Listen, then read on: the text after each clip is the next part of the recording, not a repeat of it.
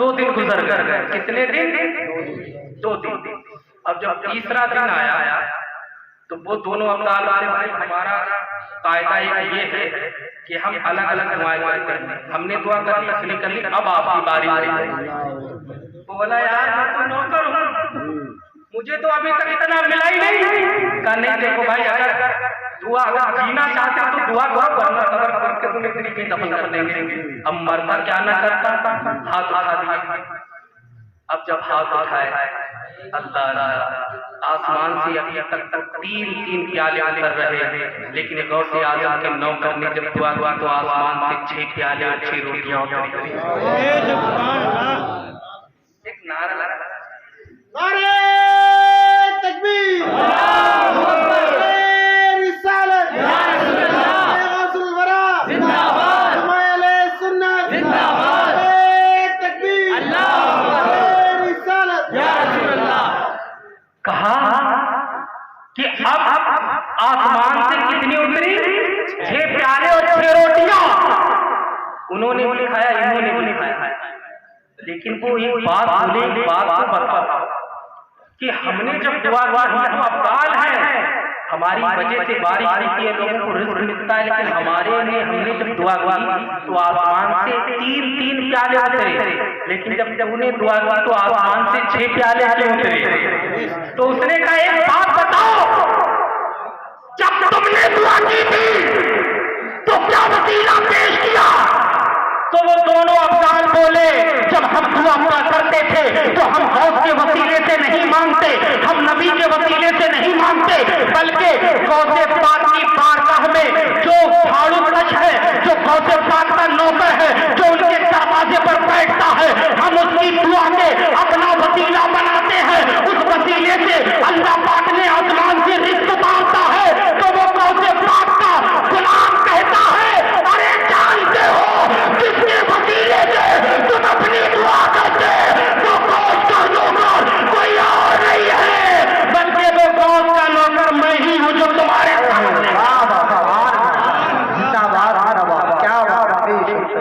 سامنے کھڑا ہے، جو تمہارے سامنے کھڑا ہے.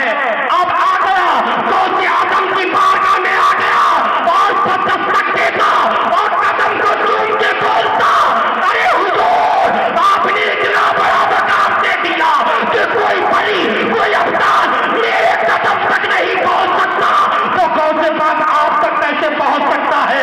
آپ کے مقام تک کیسے پہنچ سکتا ہے؟ کتنا بھلا کیا کوئی جانے کہ ہے کیسا تیرا؟ ارے اولیاء منتے ہیں آگے وہ ہے طلبا تیرا. اولیاء منتے ہیں آگے وہ ہے طلبا تیرا، اولیاء منتے ہیں آگے وہ ہے طلبا تیرا. یہ غوث پاک ہے. ارے غوث پاک جب وہ اللہ کے نبی فرماتے حدیث قدسی ہے اتقوا فراست المومن فإنه ينظر بنور اللہ، اے لوگوں مومن کی فراست سے بچو، اس لیے کہ وہ اللہ کے نور سے دیکھتا ہے. بندہ مومن جب اللہ کا ہو جاتا اس کا بولنا اللہ کا بولنا، اس کا چلنا اللہ کا چلنا، یعنی جو شایان شان خدا ہے. ایک یہودی کو جب یہ روایت آئی حدیث تو یہودی نے کہا یہ تو نبی فرما رہے ہیں کہ مومن کی فراست سے بچو. کیا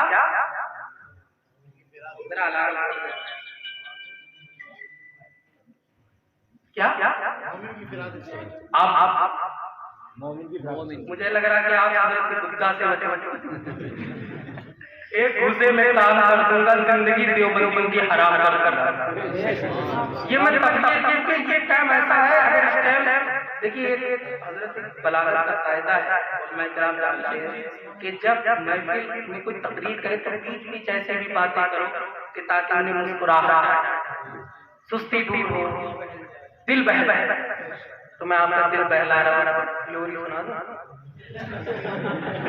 پھر جھولا بھی اتنی منگا لیں گے تب تو اسی میں بٹھا دیں گے اور پنگا جیسے سلا دیں گے، لیکن فجر میں ضرور انشاءاللہ اٹھاؤں. آج کی تقریر سے دیکھو نمازی تو آپ کو بننا انشاءاللہ. تو مومن کی فراست سے بچو، وہ اللہ کے نور سے دیکھتا. ایک یہودی نے اسلامی لباس پہنا، اندر سے وہ کون تھا؟ یہودی. اسلامی لباس پہنا اور وہ لوگوں کے پاس جاتا تھا یہ تمہارے نبی کی حدیث سے اس کا کیا معنی ہے، حدیث سے اس کا کیا معنی ہے، طرح طرح کے لوگوں کے پاس، علماء کے پاس، ائمہ کے پاس جاتا تھا، کسی نے اسے جواب نہیں دیا۔ اتفاق سے وہ حضرت جنید بغدادی کی بارگاہ میں پہنچ گیا، جنید بغدادی کی بارگاہ میں پہنچ گیا اور بولا جنید تمہارے نبی نے کہا ہے کہ مومن کی فراست سے بچو، اس کا مطلب کیا ہے، اس کا معنی کیا ہے، کیا بتانا چاہ رہے ہیں؟ تو حضرت جنید بغدادی نے فراست کی نگاہ سے دیکھا کہ اس کا معنی یہ ہے کہ تو اندر سے تو کافر ہے، باہر سے مسلمان ہے، اندر سے بھی مسلمان ہو جا، باہر سے بھی مسلمان ہو جا۔ جب اتنا سنا کلمہ پڑھ کے داخل اسلام ہوگا، یہ ہے جنید بغدادی۔ اور انہوں نے سیدنا غوث الاعظم کی آمد کی خبر دی، اور آپ جانتے ہیں جنید بغدادی کو اتنا بڑا مقام کیسے ملا؟ بتا دوں، بولو ہاتھ اٹھا کے کہیے سبحان اللہ، پیچھے والے بھی کہیے سبحان اللہ۔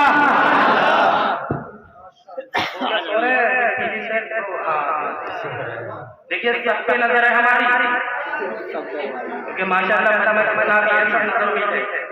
تو یہ مرد، میں اب آپ کو ایسی بات بتانا چاہ رہا ہوں، سید حسنی حسین سید ہے، غوث پاک ماں کی طرف سے سید ہے اور والد کی طرف سے سید، ماشاء اللہ حسنی حسین سید۔ تو حضرت جنید بغدادی کو یہ مقام کیسے ملا؟ آپ بہت بڑے بادشاہ کے پاس رہا کرتے تھے، آپ بہت بڑے پہلوان تھے۔ اس روایت کو آپ بڑی خاموشی سے سنیں اور اپنے دل کے کان سے سنیں کہ اللہ پاک کیسے مرتبہ عطا کرتا ہے، کیسے عروج دیتا ہے۔ حضرت جنید بغدادی بہت بڑے پہلوان تھے، آپ کا سکہ پورے بغداد میں چلتا تھا، کوئی آپ سے لڑنے کے لیے نہیں تیار ہوا کرتا تھا، بس بادشاہ کے پاس حضرت جنید بغدادی بیٹھا رہا کرتے تھے، کوئی آپ سے لڑنے کے لیے تیار نہیں ہوتا تھا۔ ایک دن دربار میں آ کر کے خبر دی جنید آپ سے ایک آدمی لڑنا چاہ رہا تھا، پورے جلسے میں ایک سناٹا برپا ہو گیا۔ جنید جیسے پہلوان سے کوئی لڑنا چاہ رہا ہے، کون ہے، کس کی اتنی ہمت ہے، کون اپنی ہڈیوں کو توڑوانا چاہ رہا ہے؟ جنید کشتی میں بہت مہارت رکھا کرتے تھے۔ اللہ اکبر، دربار نے کہا، وہ سویرے سے اصرار کر رہا کہ میں جنید سے مقابلہ کروں گا، میں جنید سے جنگ کروں گا، میں جنید سے کشتی لڑوں گا۔ جنید نے کہا کیا وہ لڑنے کے قابل ہے؟ تو دربار کہتا نہیں، وہ اتنا کمزور ہے کہ صحیح طریقے سے کھڑا بھی نہیں ہو پا رہا ہے، وہ اتنا ضعیف ہے کہ اس کی کمر جھکی ہوئی ہے۔ حضرت جنید اور سکتا سکاری ہو گیا، حضرت جنید خاموش بیٹھے ہوئے ہیں، کہا کہ لاؤ اسے اندر لے کر کے آؤ۔ جب حضرت جنید بغدادی کے پاس وہ آدمی لایا گیا، اپنے پیر پر جب کھڑا ہو رہا ہے تو اس کے پیر لڑکھڑا رہے ہیں۔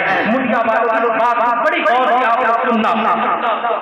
آپ نے دیکھا حضرت جنید بغدادی اسے ملاحظہ کر رہے ہیں، جب آپ نے دیکھا کہ کیا کیا جائے، حضرت جنید بغدادی بیٹھے ہوئے ہیں، وہ آتا ہے اور کہتا ہے جنید میں تم سے مقابلہ کرنا چاہ رہا ہوں۔ بادشاہ نے کہا تمہارا اور جنید کا کوئی مقابلہ نہیں ہے، ایک ہاتھی اور چیٹی کا کیا مقابلہ ہو سکتا ہے، ایک تنکے اور پہاڑ کا کیا مقابلہ ہو سکتا، مگر وہ ضد کیے جا رہا جنید میں تم سے کشتی لڑوں گا، میں تم سے کشتی لڑوں گا۔ حضرت جنید دیکھ رہے ہیں کہ یہ لڑنے کی تو کافی لگ نہیں رہا ہے، اس کے جسم میں طاقت نہیں ہے، پیر پر اس کے ایسا لگ رہا ہے کئی دن سے بھوکا ہے۔ وہ غریب آدمی مسکین آدمی کہہ رہا ہے جنید کچھ ہنر میں کوئی چیز ہوا کرتی ہے، تم اگر پہلوان ہو، جیسے میں شمشاد بھائی سے کہوں کہ آپ کا مقابلہ 4 سال کے بچے سے ہے تو آپ لوگ چونک جائیں گے کہ حضرت 4 سال کا بچہ شمشاد بھائی سے کیسے کشتی کر سکتا ہے، یہ تو ایک بہت ہی بیکار کا مقابلہ ہوگا، اس مقابلے کو نام دینے مقابلہ غلط ہے۔ لیکن وہ آدمی یہ شیر جیسے پہلوان جنید سے لڑنے کے لیے تیار ہے۔ بادشاہ نے کہا مان جاؤ تم مقابلہ نہیں کر سکتے ہو، اس نے کہا نہیں میں مقابلہ کروں گا۔ بادشاہ نے تاریخ کا انتخاب کر دیا کہ 10 تاریخ کو جنید کا اور اس کمزور آدمی کا مقابلہ ہوگا۔ وہ کمزور آدمی چلا جاتا ہے، 11 بجے کا ٹائم دیا گیا ہے، چلا گیا ہے۔ بادشاہ نے اعلان کروا دیا کہ جاؤ بغداد کی شہرہ کو سجا دو، 10 تاریخ کو جنید کا مقابلہ ہونے جا رہا ہے۔ لوگوں کے دل میں ایک تمنا ہے، ارے جنید جیسے طاقتور سے لڑنے کے لیے تو کوئی تیار نہیں ہوتا، مگر کون ہے جو جنید سے مقابلہ کرنے کے لیے تجار ہے، اللہ اکبر، بغدادی گلیوں میں سناٹا ہے، دوسرے ملکوں سے بڑے بڑے بادشاہ آنے لگتے ہیں، اور بس تاریخ تک آپ بغداد شہر پر 1,00,000 کا جمع غفیر جمع ہو جاتا ہے، 1,00,000 کا لشکر جرار جمع ہو جاتا ہے، بادشاہوں کی سواریاں آ کے لگنے لگی ہے، چونکہ ایک دلچسپ مقابلہ ہونے جا رہا تھا، لوگ سمجھ رہے ہیں ایک چیوٹی کا مقابلہ ہاتھی سے ہے، لوگوں کے دل میں خیرت ہے، لیکن اندر اندر محبت لوگوں کے دل میں اس غریب آدمی کی بستی جا رہی تھی، لوگوں کے دل میں محبت اس کی رچتی جا رہی تھی کہ آخر وہ غریب تھا تو تھا کون، اسے دیکھنے کے لیے لاکھوں آنکھیں بےتاب ہے۔ حضرت جنید آ کر کے بیٹھ گئے، 10 تاریخ کا وہ دن آ گیا جس دن جنید کا مقابلہ ہونے جا رہا تھا، لیکن ابھی تک وہ غریب آدمی نہیں آیا ہے۔ اللہ اکبر، میرے بھائیوں غور کرنا، اس واقعے کو اپنے دل پر لکھ کر کے لے جانا۔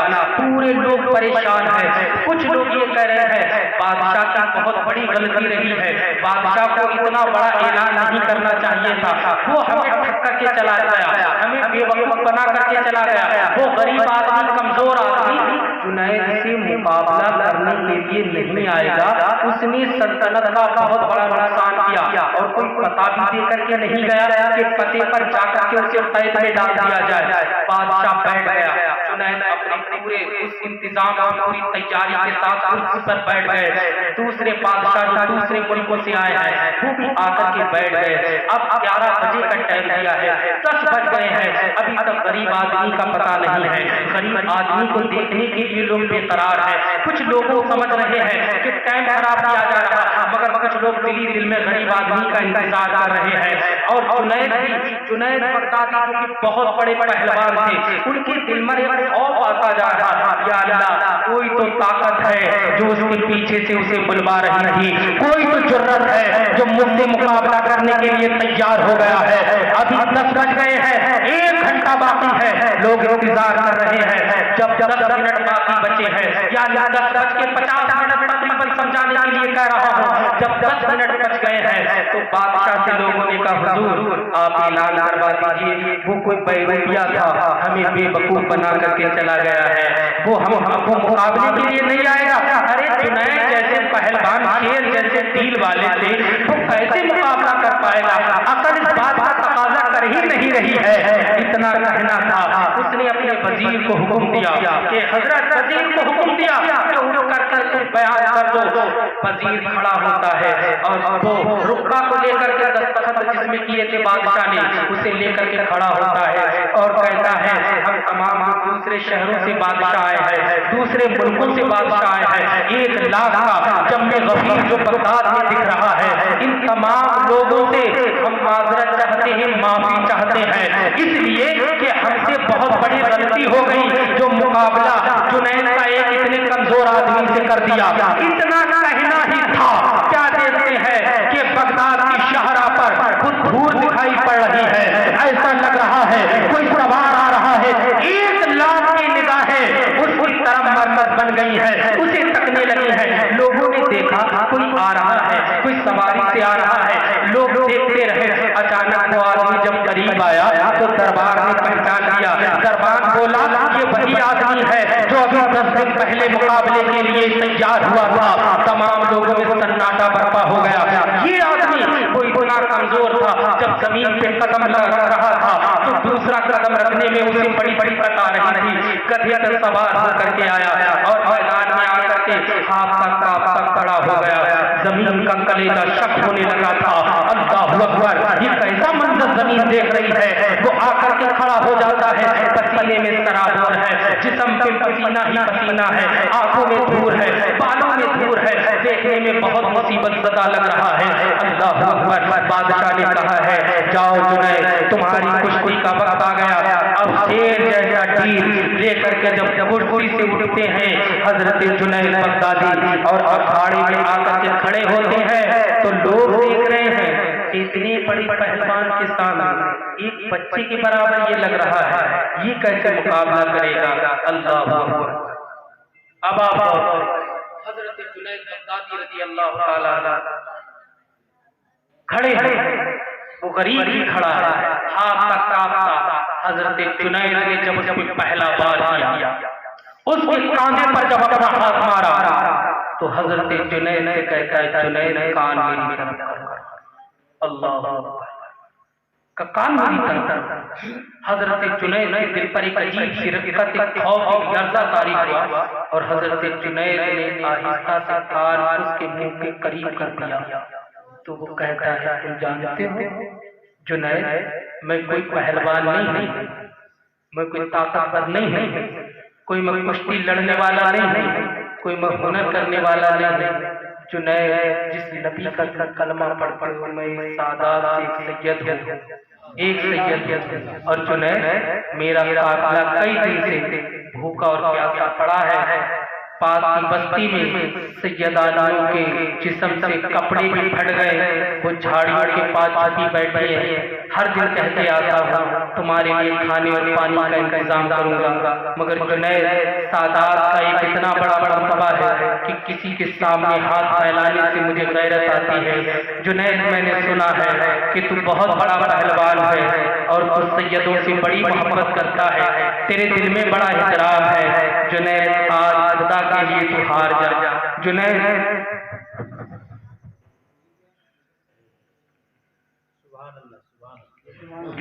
آج کشتی کو ہار جا، میں اس سے وعدہ کرتا ہوں رب کعبہ کی قسم جنید میں میدان محشر میں تو آج دنیا میں ہار جا، ہم انہیں بڑی قربانی دی ہے، کربلا میں ہمارا پورا خاندان لوٹ لیا گیا، آج بھی کئی لوگ کئی جانے بے تاب ہیں، کھانا اور پانی سے تڑپ رہی ہیں، جنید آج قربانی دے دے اپنی شہرت کی، رب کعبہ کی قسم میدان محشر ہوگا، اپنے نانا جان کے ہاتھوں سے تیری دستار کی بنوائے گئے، جنید آج ہار جا، انسان سب دے سکتا ہے مگر شہرت جب جگہوں پہ آتی ہے تو بڑی بڑی وعدہ خلافی، بڑی بڑی غداری، بڑے بڑے انسان دھوکے دے دیتا ہے مگر عزت اپنی نہیں دیتا۔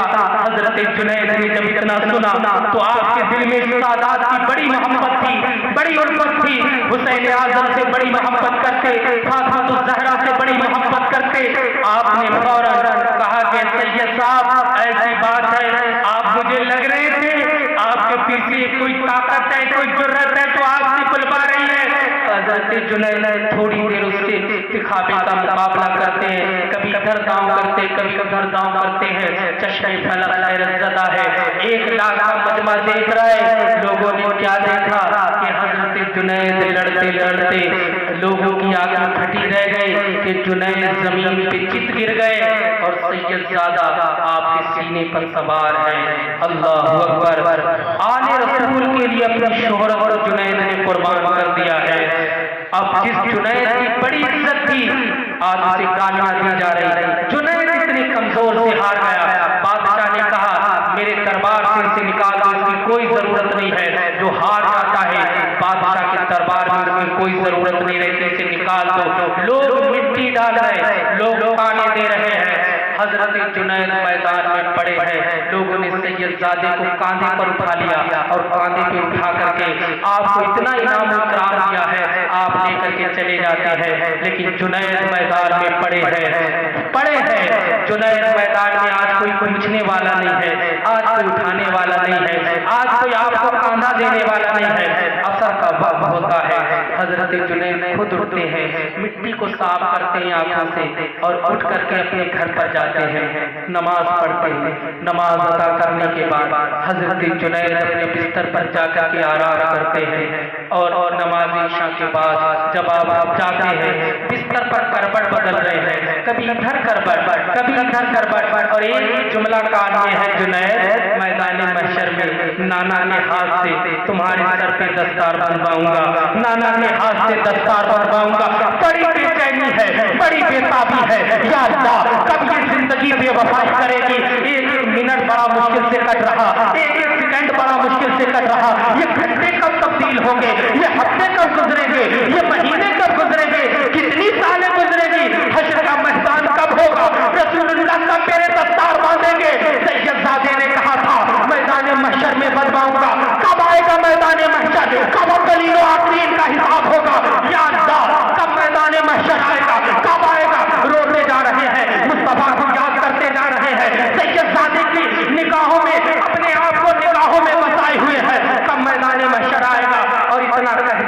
تھے حضرت جنید سو گئے. جب سو گئے تو جنید کی قسمت کا ستارہ چمک جاتا ہے. کیا دیکھتے ہیں کہ آپ کی بھاگ میں ساری کائنات کے مرکز عقیدت جناب احمد مجتبیٰ محمد مصطفیٰ تشریف لاتے ہیں اور کہتے ہیں جنید ذرا اٹھ. میرے بیٹے نے یہ کہا تھا نا کہ اپنی عزت کو داؤں پہ لگا دے. میدان محشر میں اپنے ہاتھوں سے نہیں نانا کے ہاتھوں سے دستار بنواؤں گا. ارے سن لے جنید, جو ہمارے خاندان پر اپنا قربان ایک پیسہ کرتا ہم تو اتنا دیتے ہیں کہ زمین سے آسمان تک اس کے چرچے ہو جاتے ہیں. ارے میرے بیٹے نے میدان محشر کا کہا ہے مگر تو نے سب کچھ قربان کر دیا, اب ہم تجھے انتظار نہیں کرنے دیں گے.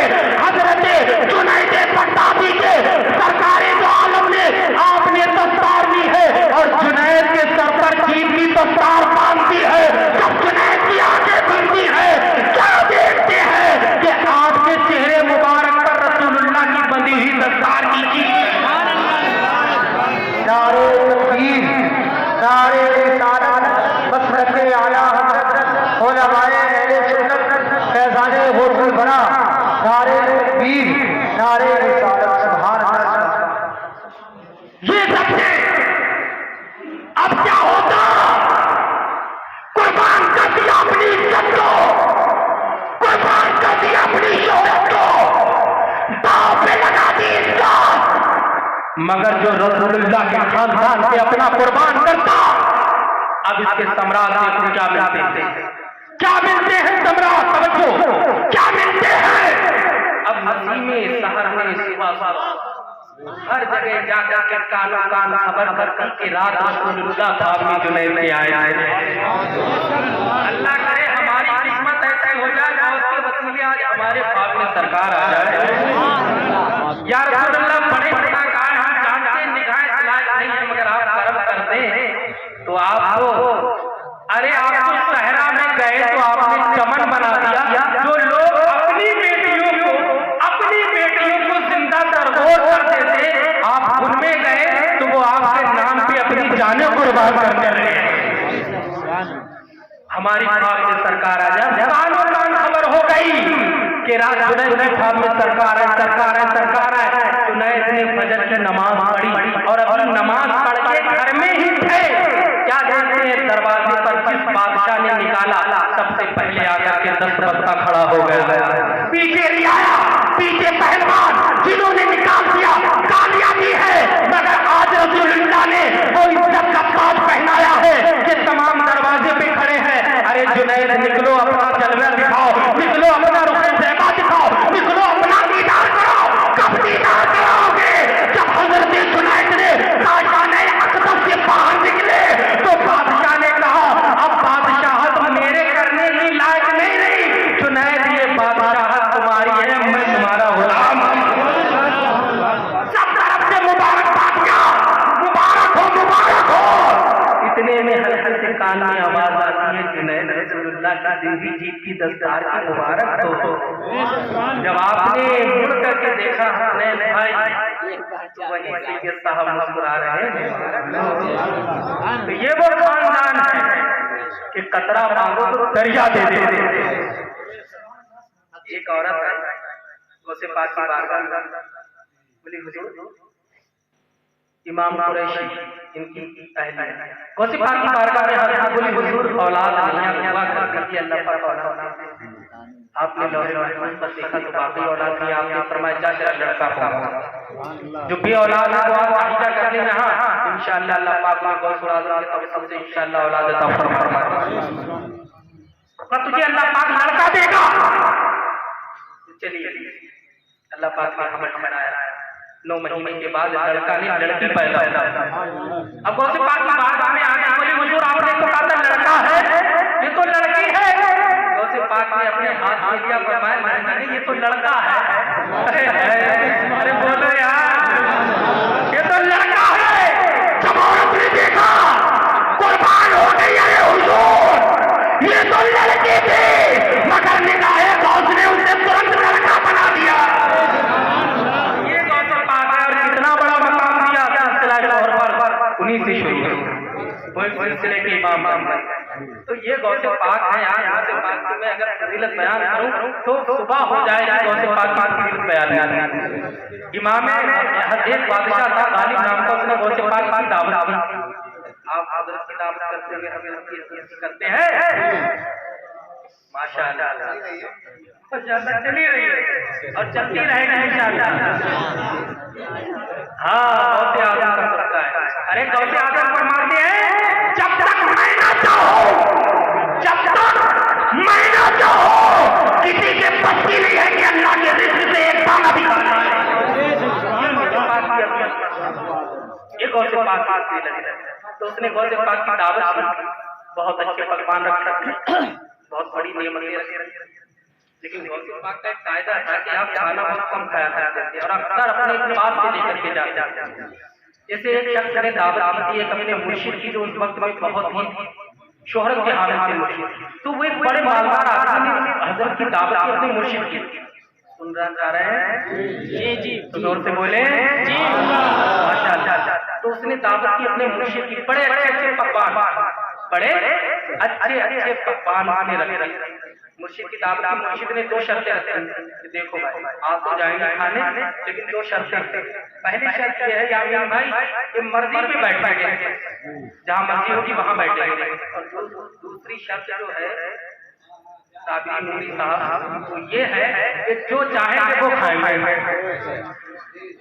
کھانا نہیں چاہ رہے کا لنگر, ارے جو لنگر غوث پاک کا کھاؤ گے تو ہاتھ تو اٹھاؤ گے, بولو سبحان اللہ, اور زور سے یا رسول اللہ, غوث اعظم اللہ.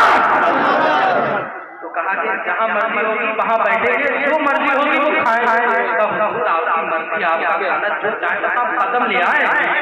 بڑے بڑے دولتمندوں کی دعوت, جیسے ہوتے وہ قاضی شریعہ کی اگر دعوت خیال میں کی ہوتی, اب قائد اہل سنت علامہ احمد رضا قادری کی دعوت کرو تو آدمی کتنے لوگوں کو بلائے گا. دعوت کی مرشد کی لوگ بیٹھ گئے ماشاءاللہ. صحت مندی تھے, یہ حضرت کو ناطقات میں بھی ملے تھے, وہ ہمیں دے دے رہے ہیں ماشاءاللہ. اب کیا ہوتا ہے, پکوان لگ گئے, دسترخوان بہت عالیشان. جب مرشد کے آنے کا وقت ہوا, اب ان کے جانے کا وقت ہوگا, کہاں جا رہے بیٹا, ارے بیٹھ گئے, تقریر ختم ہونے والی. ہاں شیرینی کھا کے جائے گا انشاءاللہ. شیرینی بانٹنا لوگ پہچان کے, یہاں تو سب پہچانے ہوئے ماشاءاللہ. ہاں ماشاءاللہ. تو جب مرشد آئے کوئی فقیرانہ لباس, بزرگوں کا لباس ماشاءاللہ دیکھ رہے ہیں, ایسے ہوتا فقیرانہ لباس, گدڑی میں لال آتے ہیں یہ لوگ. اب جب مرشد آئے فقیرانہ لباس پوری ڈلی ہے, اور جہاں پر مالداروں نے چپل اتاری بڑی بولا حضور اتنی بڑی کیا کر رہے ہیں, ارے یہ اتنا بڑا مقام. پہلی شرط جہاں مرضی ہوگی وہاں بیٹھیں گے, نہیں بیٹھیں گے. اب پورا دسترخوان بند کے آ گئے چپلوں پر. یہ اللہ والوں کی شان ہوتی ہے, لوگ عزت ڈھونڈتے ہیں. ارے عزت ان کی ٹھوکر پہ بسی رہتی ہے, ان کے در کی غلام عزت ہوا کرتی ہے.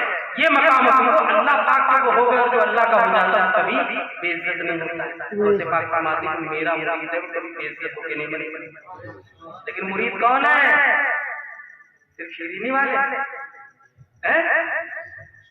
نقش قدم پہ چلنے والے. شیرینی تو کھائیں گے لیکن اس سے جو طاقت آئے گی اس سے نماز پڑھیں گے انشاءاللہ. بڑی ابھی زبان سے انشاءاللہ کہہ رہے ہیں یہ انشاءاللہ. بیٹھ گئے اور اپنی جیب کاٹی, بھائی کھانا کھاؤ کہ حضور آپ کریں.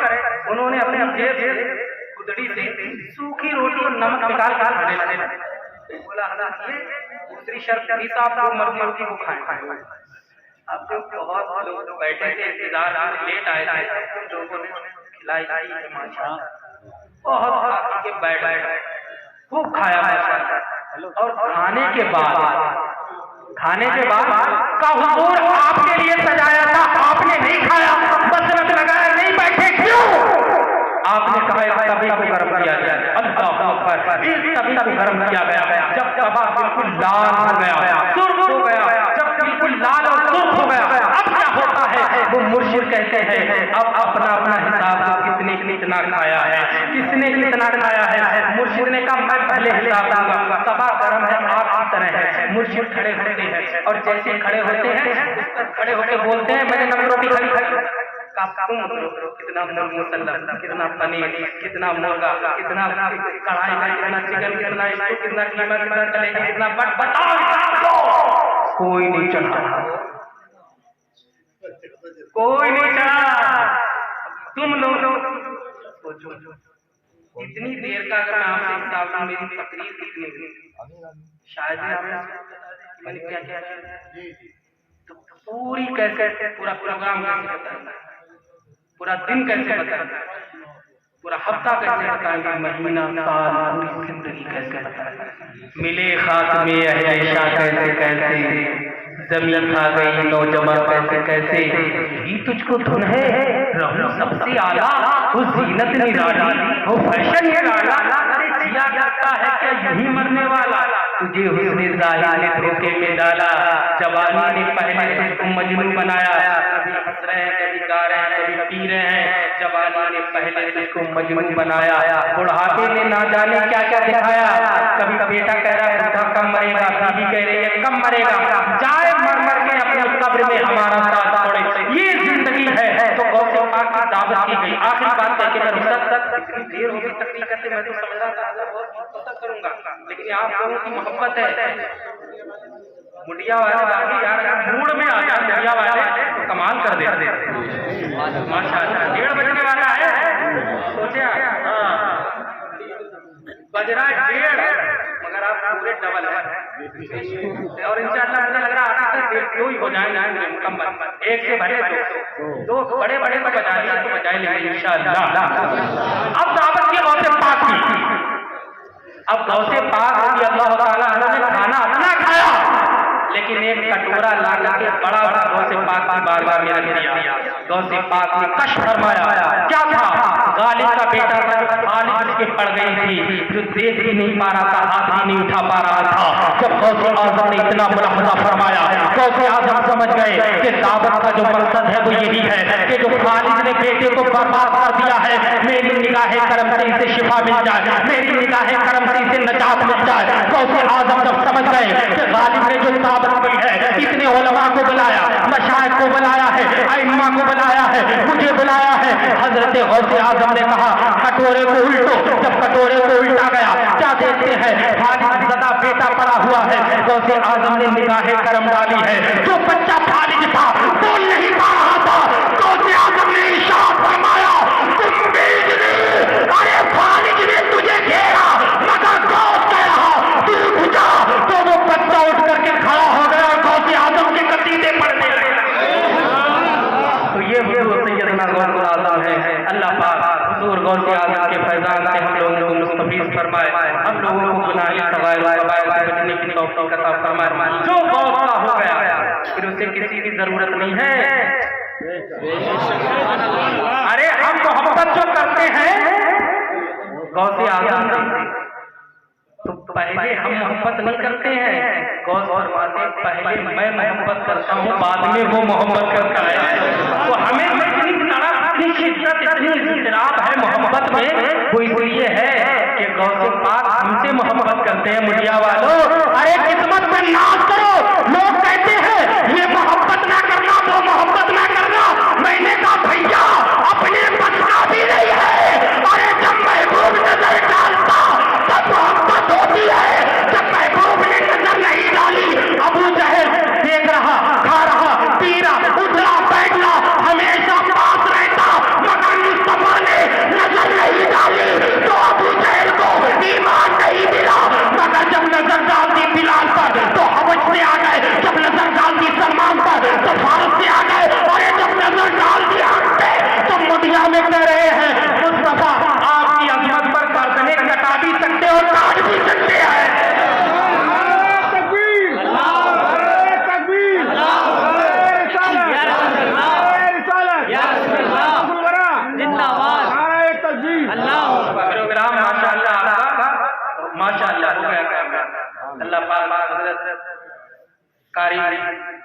गुलाब मोहम्मद मंगूरी साहब ने कबूल फरमाए, नसीब आमीन। या अमीन साहब माशाअल्लाह जो आपके इलाके के बहुत अच्छे नेक अखलाक आदमी हैं, और अल्लामा कारी हसनैन रज़ा साहब का जो आपकी बस्ती के पास में बहुत अच्छा इशारा कर रहे हैं, बच्चों को अल्लाह पाक कामयाब फरमाए। हजरत कारी अकरम साहब की माशाअल्लाह हजरत बैठे, बहुत अच्छा लगा, क्योंकि बुजुर्ग हस्ती होती है तो मजा ही कुछ और आता है। ये तो हमारे और आप हमारे माशाअल्लाह 70 साल के लिए कह रहे हैं कि हमारे अरे नबी का उम्मती कभी बूढ़ा हो गई नहीं, जन्नत में भी वही जवानी की हालत में जाएंगे, वो बूढ़े बूढ़े होते करतूतों में जैसे होते हैं, वरना सही जवानी गुजारने वाला 80 साल के भी बूढ़े दिखा दूंगा, अगर 30 साल के जवान को थप्पड़ मार दे तो उठेगा नहीं। लेकिन जिन्होंने अपनी जवानी गुनाहों में गुजार दिए, तो अब तो जवान कम मिल रही है, 4 से बढ़ापा आ रहा है, 2 साल मेरे भाई गुनाहों से बच रात का सन्नाटा जब आए तो समझ लो आप नहीं देख रहा, हाफिज साहब नहीं देख रहे, आलिम साहब नहीं देख रहे, उलमा नहीं देख रहे, मां नहीं देख रही है, मगर रात के सन्नाटे में वो देख रहा है जिसने जमीन और आसमान को पैदा किया, अल्लाह देख रहा है, तुम्हारा खौफ तुम्हें देख रहा है। अल्लाह रब्बुल इज्जत हमें नेक ईमान किताब में और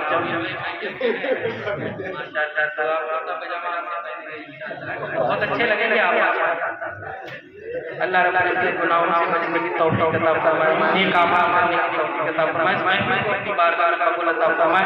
मैं एक शेर पढ़ता, एक शेर पढ़ रहा हूं, क्यों पढ़ रहा हूं?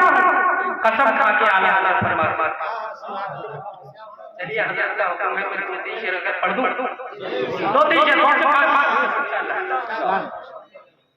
कसम है कि मुश्किल तो मुश्किल ना पाया, कसम है कि मुश्किल तो मुश्किल ना पाया, कहा हमने जिस वक्त याद से आजम इमदाद इमदाद कन इमदाद कन